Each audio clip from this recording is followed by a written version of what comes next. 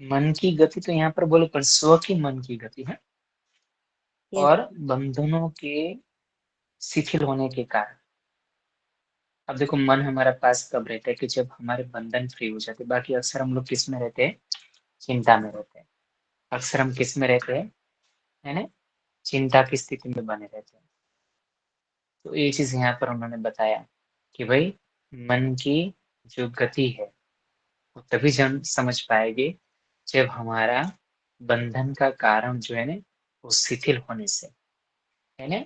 और जब बंधन के कारण शिथिल होते हैं तो मन हमारा रिलैक्सेशन के मोड में होता है, तभी जाकर हम दूसरे के शरीर के अंदर प्रवेश कर पाते हैं, जिसको हम कहते हैं परकाय प्रवेश।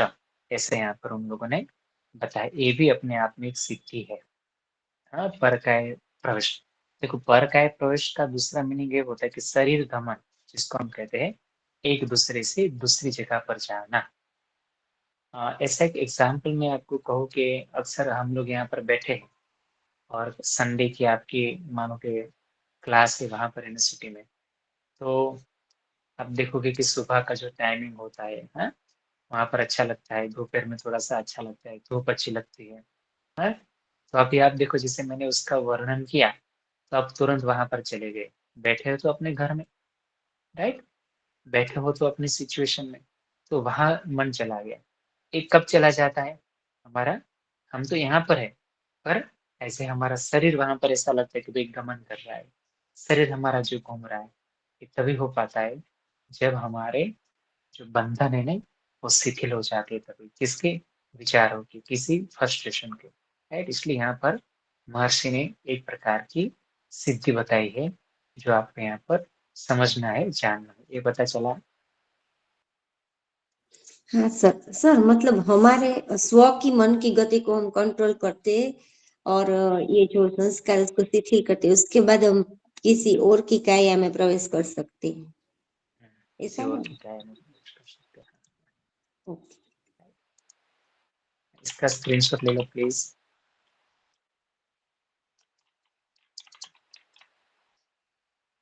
ले लो तो मुझे बताना, हाँ,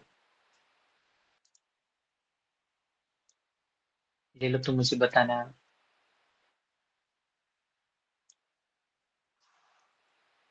ले लिया हो स्क्रीनशॉट। गया। हाँ सर।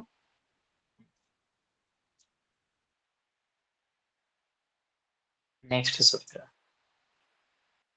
देखो। अब ये पहले तो मैं आपको ये बता दूं कि पूछा कैसे जाता है ना? पूछा कैसे जाता है, तो जहां पर उन्होंने एक शब्द बताया है उदान नामक वायु। उदान नामक वायु कहाँ पर है, कौन मुझे बताएगा, उदान का स्थान कहाँ पर है। गले से ऊपर की ओर, गले से ऊपर। गले से ऊपर। हृदय तो प्रदेश से ऊपर की ओर, सिर के ओर। Very good. तो यहाँ पर उन्होंने क्या बताया, उदान जय करके शब्द आया है, उदान जय। उन्होंने शब्द के ऊपर बताया है कि भाई उदान जयात जल पंक कंटक आदिशु असंग उत्क्रांति च। उदान नामक एक प्राण है जो आप लोग जानते हो, जो कंठ के ऊपर है। जयात का मतलब ये होता है उसके ऊपर विजय प्राप्त कर लेने से। जल, कीचड़ और कांटे, देखो ये तीनों चीजें कहाँ है, हमारे नीचे की तरफ है। जब थोड़ा सा साइंटिफिक कंटेंट में जाओगे तो आप देखोगे कि तीन की तीन चीजें जो है वो हमारे नीचे है। कहाँ पर, जैसे हम कह सकते हैं कि ये वाला जो हमारा भाग है जिसको हम क्या कहते हैं, है ना, हमारा कीचड़ यानी कि पृथ्वी तत्व है, राइट। सेकंड, ये वाला जो पार्ट है वो हमारा जल तत्व है, जिसको हम स्वादिष्टान चक्रास के नाम से जानते हैं। और ए वाला जो पार्ट उन्होंने बताया कंटक यानी कि पीठ कैसा है, इस शूल की तरह है।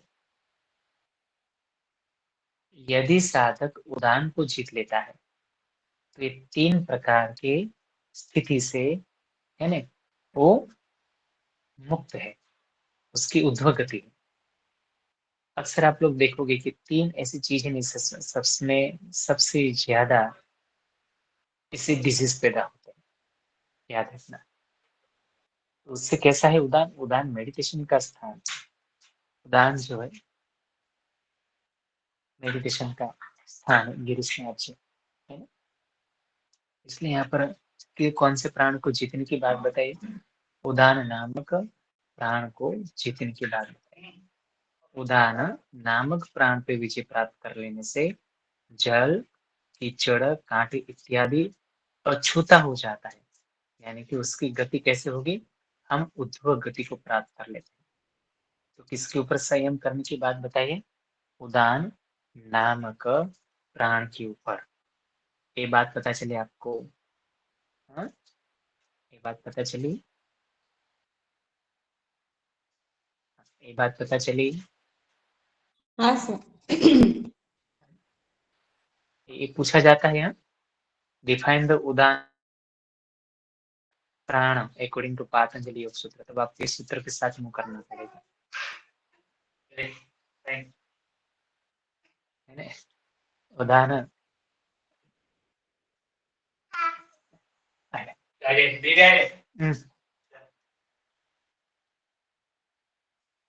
उदान नामक प्राण बताया उन्होंने, तो आपको लिखना है, टिप्पणी शब्द नहीं छूटना है। जल, कीचड़ और कांटे, ये तीनों की ऊर्ध्वगति मूवमेंट हो जाती है। ऐसी स्थिति को हम क्या कहते हैं? उदान नामक प्राण को जीत लेने से। ये पता चला? हाँ सर।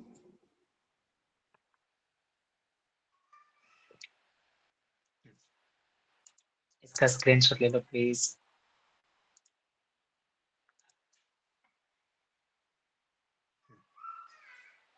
यदि आपको ऐसा पूछे, तो उदान नामक हो गया, है ना। यदि आपको ऐसा पूछा जाए कि समान नामक प्राण को जीत लेने से क्या होता है, what is the benefit to win the समान प्राण, तो उसका जवाब भी यहाँ पर है। देखो क्या लिखा है, समान जयात ज्वलनम। अच्छा, समान कहाँ पर है, कौन बताएगा हमें?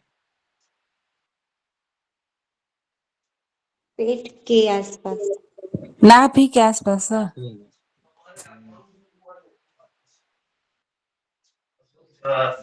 नाभि से हृदय प्रदेश तक। તમે ક્યાં ગયા હતા?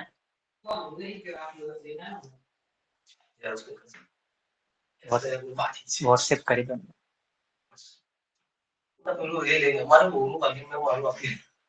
ખાલી મને તમે બેઠા છો કે જાઓ છો?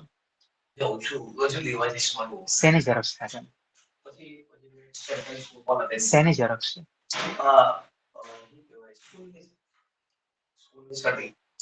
ક્યાં છે? ઘરે લાયા છો? તો મયુરને આપો ને, કરી દેશે. મયુરભાઈને આપો ને. અશોકભાઈ કાલે 8 વાગે, હા અશોકભાઈ કાલે 8 વાગે, હા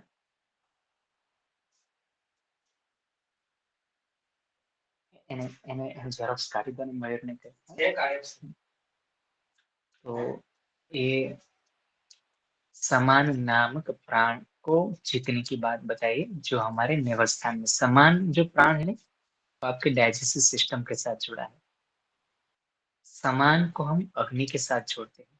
यदि हमारी अग्नि अच्छी है, समान प्राण अच्छा है, उसका ऊपर कंट्रोलिंग है, तो हमारे शरीर में ग्लोनेस आती है। ग्लोनेस तभी आती है जब हमारी धातु शुद्ध होते हैं, अस्थि, मज्जा, मांस, है ना, ये सारी ओज धातु है, अंत में ओज धातु बनता है। तब वहां पर योगी को एक तेजस्विता शब्द वहां पर यूज किया है। तो अब देखो, पहले महर्षि ने उदान प्राण पर विजय प्राप्त करने की बात बताई, उसके बाद उन्होंने समान नामक प्राण को वश में यदि व्यक्ति कर लेता है, तो उसके शरीर के अंदर एक विशेष प्रकार की जो है ना, वो तेजस्विता आती है। अभी मैंने बताया कि समान प्राण कहाँ पर है, शरीर के नाभि प्रदेश में स्थित है, नाभि से लेकर हृदय तक, जिसका मुख्य कार्य मैंने अभी बताया डाइजेस्टिव सिस्टम होता है। इसलिए हम कहते हैं भाई पचे हुए जो भोजन को सही ढंग से कोई पचाता है तो ये समान हमारा प्राण ही उसको पचाता है। यानी कि भोजन को कैसे समान रूप से, देखो दो शब्द यहाँ पर, समान प्राण और कैसे पचाता है, भाई समान रूप में शरीर में वितरित करता है, समान रूप से शरीर को भेज देता है। तो इतना अस्थि को जरूरत है, इतना मांस को जरूरत है, इतना इस चीज को जरूरत है।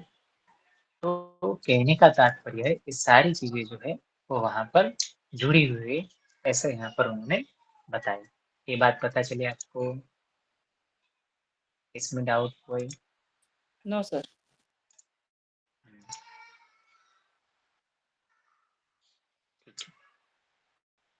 नेक्स्ट जब आप चाहोगे इसका स्क्रीनशॉट ले लो प्लीज।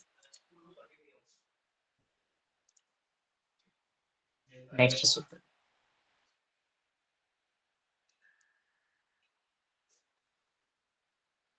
देखिए तो मुझे कहना, देखो एक ऐसा प्रश्न पूछा जाता है, याद रखना मेरी बात को, अटेनमेंट ऑफ द दिव्य श्रोत्रम, दिव्यम श्रोत्रम, यदि ऐसा पूछा जाए, राइट द अटेन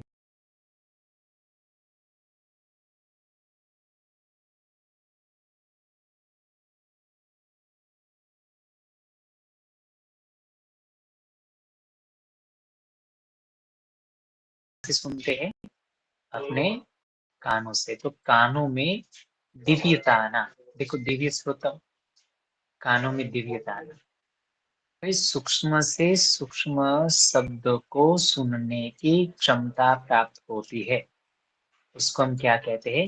दिव्य श्रोत्र। आप कहेंगे कि सर मुझे भी दिव्य श्रोत्रता आनी चाहिए, तो महर्षि यहाँ पर बताते हैं उसके लिए सूत्र, श्रोता आकाश्य, देखो श्रोता आकाश्य, संबंध संयमात दिव्य श्रोतम, यानी ઝેરોક્ષ નીકળી ગઈ હે મયુર? મયુરભાઈ એને ઝેરોક્ષ નીકળી, એને નીકળી ગઈ ઝેર, પતી ગયું ને, બીજું કામ નથી ને કઈ એનું? દિવ્ય શ્રોત મારું કામ છે, પણ આમ જો કેટલું લાંબુ છે તો 6 વાગે રાખવું છે, બહુ ઇમ્પોર્ટન્ટ છે, तो 6 वागे करने में था। श्रोतम, श्रोत आकाश्य, स्रोत का मतलब कहता हो क्या होता है? कान, और आकाश्य का मतलब क्या होता है? आकाश। क्योंकि मुझे क्या करना है, मुझे दिव्य श्रोतम की सिद्धि करनी है, दिव्यम श्रोतम की तरफ मुझे जाना है, सूक्ष्म शब्द को मुझे सुनना है।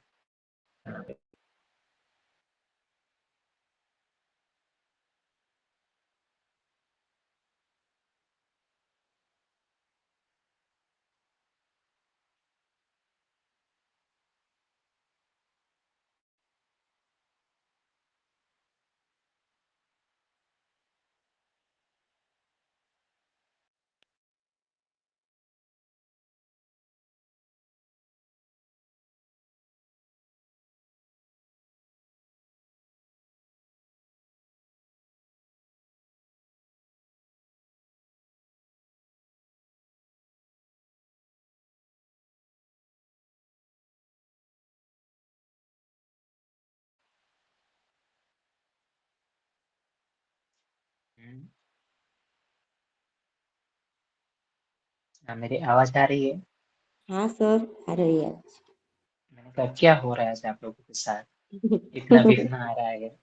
नहीं सर, हमको बीच बीच में रेस्ट मिल जाता है। हाँ ये बात सही है बहन आपकी। अच्छा हम क्या पढ़ रहे थे? सर वो हमने समान वायु का पढ़ा, उसके बाद हम स्तोत्रम, मतलब अच्छा सुनने, दिव्य स्तोत्रम करने से क्या लाभ होता है? और मेरी बात को ओके याद रख लेना, ये एग्जाम में पूछा जाता है ना। वो आईएमपी है, आईएमपी मैं नहीं दे रहा हूँ, पर ये आईएमपी है ना। हाँ सर दिव्य स्तोत्रम। तो कोई मुझे कहेगा कि सर ये दिव्य स्तोत्रम जो है वो कैसे होता है, तो मुझे करना है तो मुझे क्या करना पड़ेगा। तो उन्होंने कहा कि हमें संयम करना पड़ेगा। किसके ऊपर? कान और आकाश दोनों के परस्पर संबंध में संयम करने से। संयम माने कि क्या? धारणा, ध्यान, समाधि करने से क्या क्या होता है? हमारे कानों में सुनने की दिव्य क्षमता आ जाती है। यहाँ पर महर्षि ने बड़ी अच्छी बात बताई।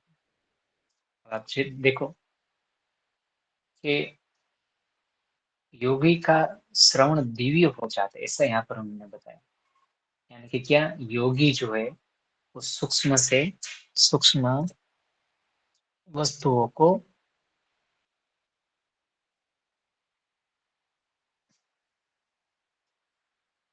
તારે જોઈ તો રાખ,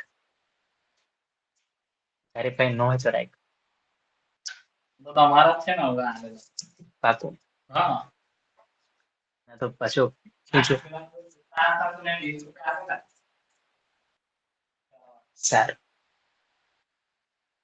અને 5 મિનિટ રહી હોય તો રે મયુર. હા એક્ઝેક્ટ 5 વાગે ક્લાસ પૂરો કરું છું ને 5 મિનિટ રહ્યું તો રે. तो जो दिव्य स्त्रोत्रम है जिसमें यहाँ पर बताया कि कैसे प्राप्त होता है, देखो ये दोनों चीज आकाश तत्व के साथ जुड़ी है, कान और आकाश।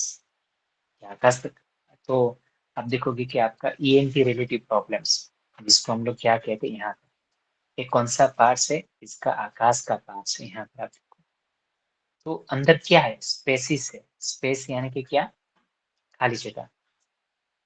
तो जहां पर स्पेस होता है वहां पर जो शब्द शब्द जो है ना वो गतिमान होते हैं। देखो स्पेस नहीं होगी तो गतिमान नहीं होगी।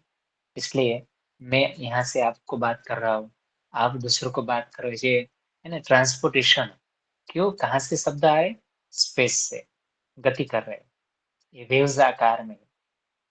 तो किसके ऊपर संयम करने की बात बताई है? हमारे कान और आकाश में संयम कर लेने से हमें सूक्ष्मता से सूक्ष्म चीजों को सुन सकते हो।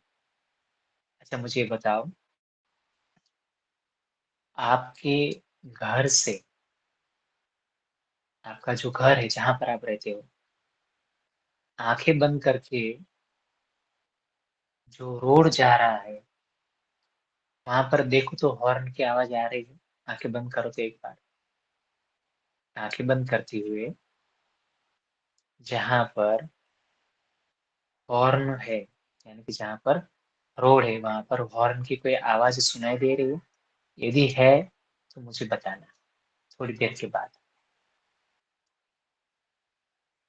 पहले सुन लो।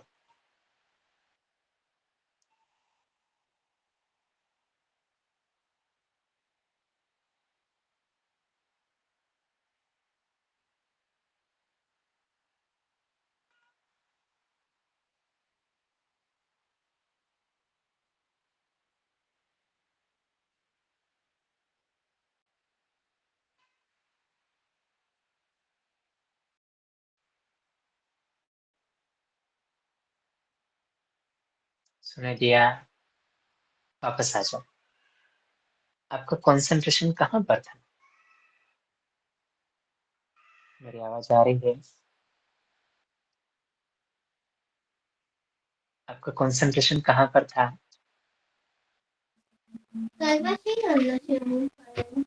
बोर्ड की आवाज पर सर। हम्म आवाज पर आपका जो ध्यान जब आपने लगाया था तो ए वाले पार्ट्स में, राइट?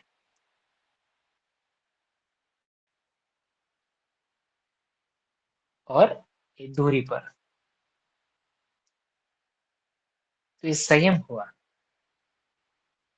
जब हम उसको संयम करते, जब कंसंट्रेशन करते हैं तो ये स्थिति हमें प्राप्त होती है, ऐसा महर्षि बताते हैं।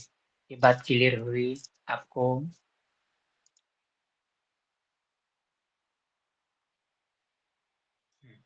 ये बात क्लियर हुई? ये बात पता चली आपको? मेरी आवाज हाँ आ रही है? हाँ सर, आ रही है। बात पता चली आपको जो मैं बताना चाह रहा हूँ? हाँ सर।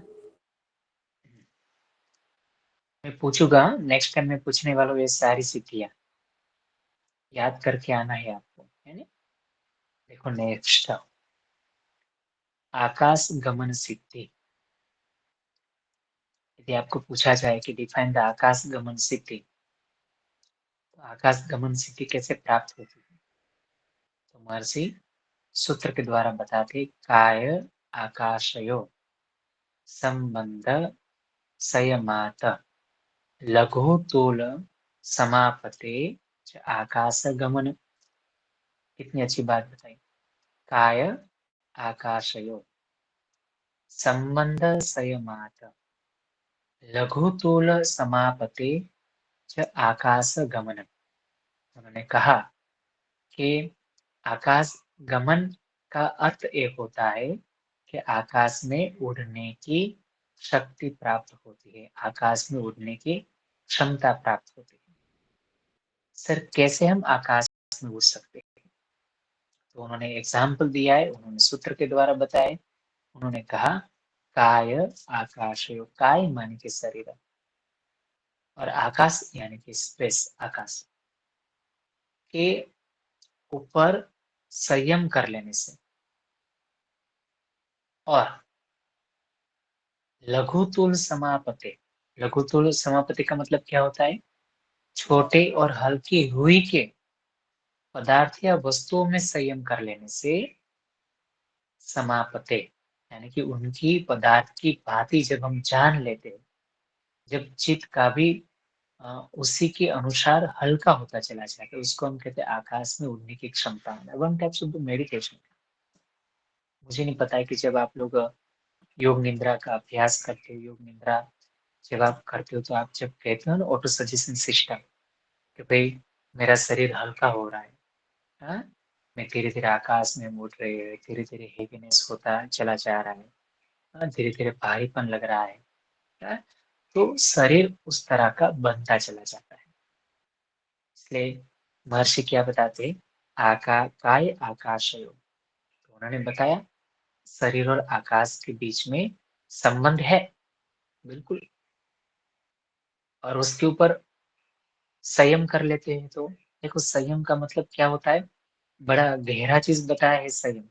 धारणा ध्यान समाधि की तरह उसके ऊपर स्थिति प्राप्त करना।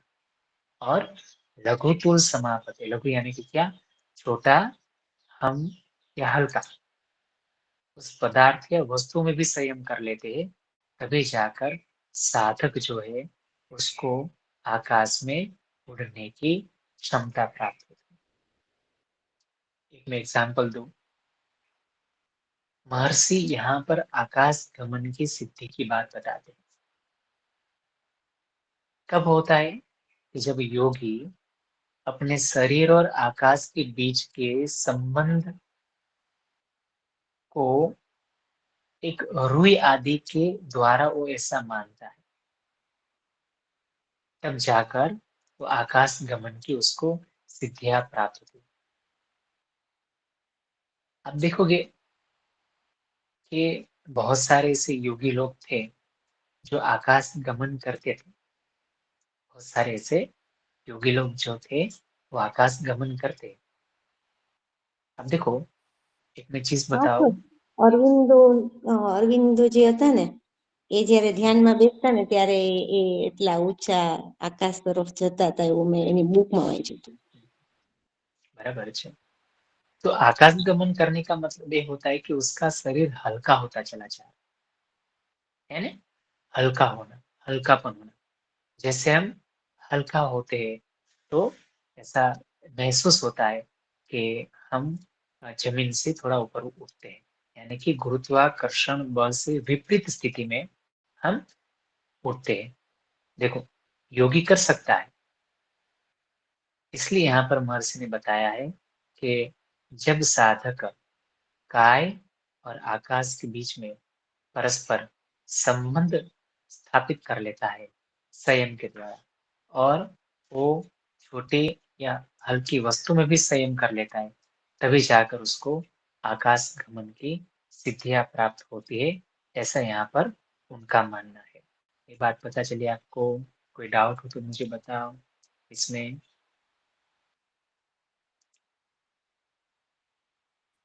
नो डाउट हो? सर।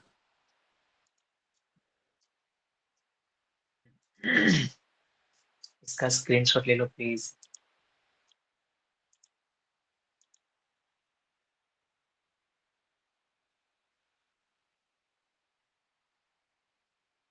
ले लिया?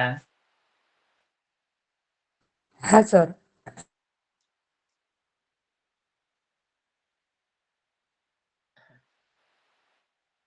एक और सूत्र है जिसको एग्जाम में इस तरह से पूछा जाता है, प्रकाश आवरण क्षय। प्रकाश अर्थात ज्ञान पर पड़ने वाला जो आवरण है उसका नाश होता है। एक मैं एग्जाम्पल दूं, पहले तो सूत्र को समझो, फिर मैं एग्जाम्पल बताने का प्रयत्न करूंगा। पहले तो मैं आपको ये बता दिया कि ऐसे पूछा जाता था प्रकाश आवरण क्षय क्या है।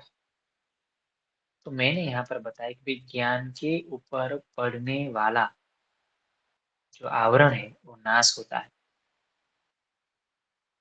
आप कहोगे सर ज्ञान के ऊपर पड़ने वाला आवरण को हम नाश क्यों करें, क्योंकि वो अज्ञान रूपी आवरण है। यदि आपको याद हो तो मैं एग्जाम्पल दूंगा, पहले सूत्र को समझ लो। बहिर्कल्पिता वृत्ति महाविदेहा तत्प्रकाश आवरण क्षय। बहिर्कल्पिता का मतलब क्या होता है? बहिः अकल्पिता, यानी कि आप देखोगे कि हमेशा शरीर के साथ जो मन है ना वो संबंध में रहता ही है। अब आप देखो कि जब शरीर से जब भिन्न कोई बाहरी पदार्थ के ऊपर जब वो व्यवहार करता है, हाँ, जब वो व्यापार करता है तब उसको हम क्या कहते हैं? महाविदेह नामक धारणा। यदि हम महाविदेह, विदेह नामक शब्द को हम सुने थे, विदेह नामक यानी कि क्या? देखो शरीर और मन जुड़ा हुआ है, पर जब शरीर से भिन्न जब मन हमारा बाहर चला जाता है तब मन क्या करता है? उस पदार्थ के साथ व्यवहार करता है, व्यापार करता है। तो इस प्रकार की धारणा को, इस प्रकार की सिचुएशन को हम लोग क्या कहते हैं, है ना? हम लोग क्या कहते हैं? महाविदेह धारणा। हाँ बोलो, कह रहा हूँ कितना क्या?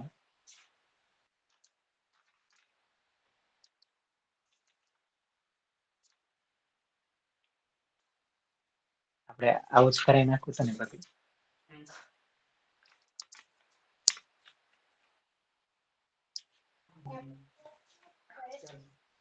હા, તો મારે ઓનલાઈન કરવા પડે. 40 છે તો ઓનલાઈન કરું સાહેબ. નો તમે કોઈ કરો. તમારો બાબુ શું નામ? આમ જો નો હોય તો પછી રાખો. 40 આપવાના મને.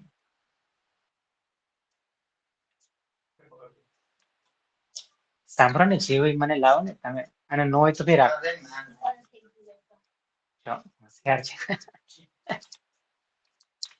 પતી ગયો ને આવી રીતે બાકી? હવે બાકી નથી. અચ્છા આના હોલ પાડી દીધા છે ને, એ હવે તારે રાખો. એના માટે તો કમાય છે કે. હા ભલે ભલે, તમને હેરાન કર્યા. એવું સારું જિગ્નેશભાઈ. હા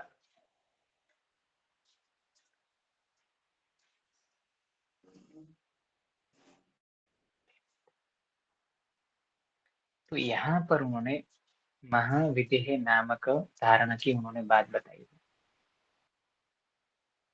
मैंने एक राजा जनक जी का एग्जाम्पल दिया था, यदि आप लोगों को याद हो तो। यहाँ पर महर्षि ने देखो 2 प्रकार की स्थिति बताई है, एक महाविदेह नामक धारणा और दूसरा उन्होंने बताया है कोई प्रकाश के आवरण को दूर करने की धारणा है। यानी कि यदि हम लोग महाविदेह मूवमेंट करते हैं तो लाभ क्या होगा कि इस धारणा से, इस परिपक्वता से उस साधक के अंदर जो अज्ञान रूपी आवरण है, नाश होता जाता है। अक्सर हम लोग कहते हैं कि भाई हम करते हैं, हमारे द्वारा होता है, हमारे माध्यम से होता है ना, ऐसा कुछ नहीं है ना। कोई है जो हमें करवा रहा है, कोई है जो हमें बुलवा रहा है, कोई है ना, जो हमें संचालित करने में मदद करता है। तो ये चीज यहाँ पर उन्होंने बताई, राइट। प्रकाशा आवरण क्षय, ये बात पता चले आपको। इसमें कोई प्रश्न हो तो मुझे पूछो।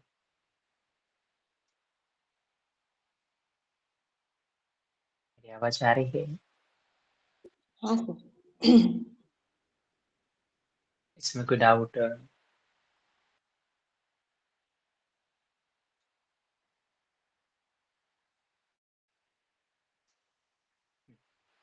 इसमें कोई डाउट लग रहा है आपको? हाँ सर।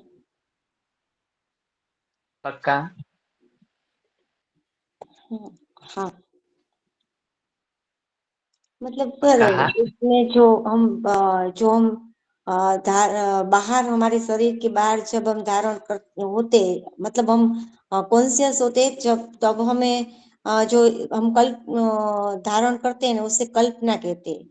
लेकिन जब हम उस कल्पना से परे हो जाते, तब हमारा शरीर स्थिर हो जाते हैं और हमारे अंदर जो अविद्या होती है वो नाश हो जाती है।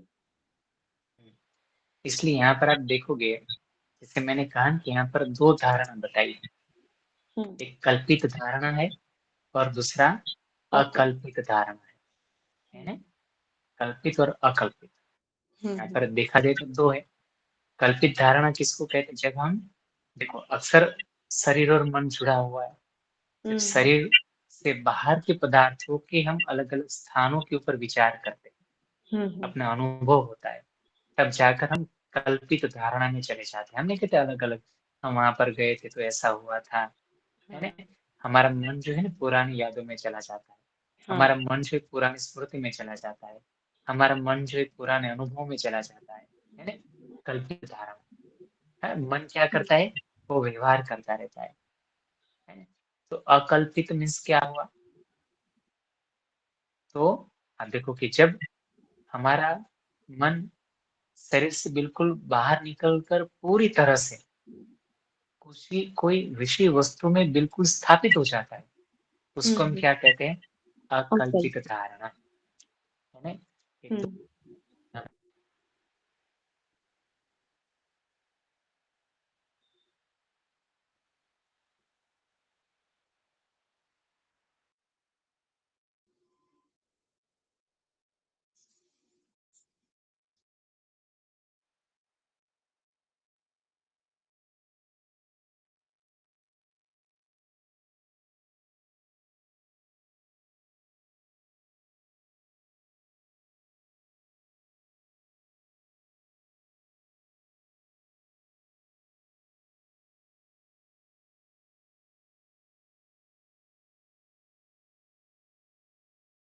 की क्लास में इतना ही है, तो हम अपने